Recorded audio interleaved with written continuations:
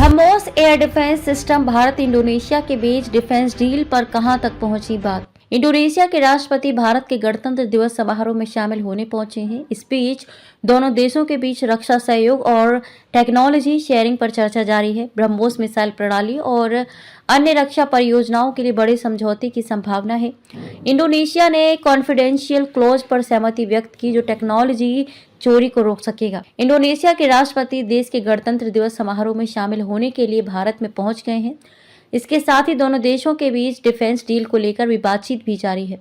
भारत और इंडोनेशिया रक्षा सहयोग और टेक्नोलॉजी शेयरिंग के लिए एक रूपरेखा समझौते की दिशा में काम कर रही हैं।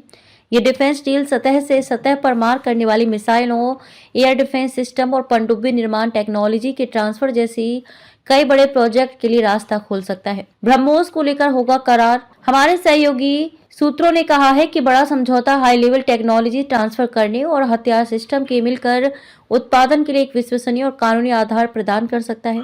राष्ट्रपति प्रबोवो सुबियांतो के गणतंत्र दिवस समारोह के मुख्य अतिथि के रूप में 4 दिवसीय यात्रा पर भारत आने पर विस्तृत चर्चा होने की उम्मीद है। रिपोर्ट्स के अनुसार पता चला है कि ब्रह्मोस सतह से सतह पर मार करने वाली सुपरसोनिक क्रूज मिसाइल प्रणाली के लिए चल रही चर्चाओं को इस बड़े समझौते के तहत तैयार किया जा सकता है, क्योंकि इंडोनेशियाई पक्ष ने प्रौद्योगिकी हस्तांतरण में रुचि व्यक्त की है।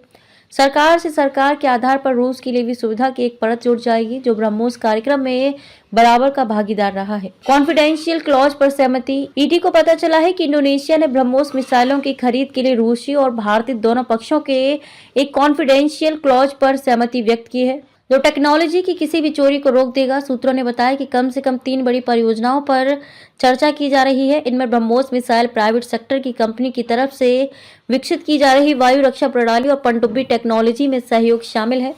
दोनों देशों के बीच जिस एयर डिफेंस सिस्टम पर संभावित सह उत्पादन के लिए चर्चा की जा रही है, वह संभावित रूप से एक बड़ा कॉन्ट्रैक्ट भी हो सकता है। इसकी वजह है कि इसका उपयोग जमीन के साथ ही इंडोनेशिया युद्धपोतों पर भी किया जा सकेगा।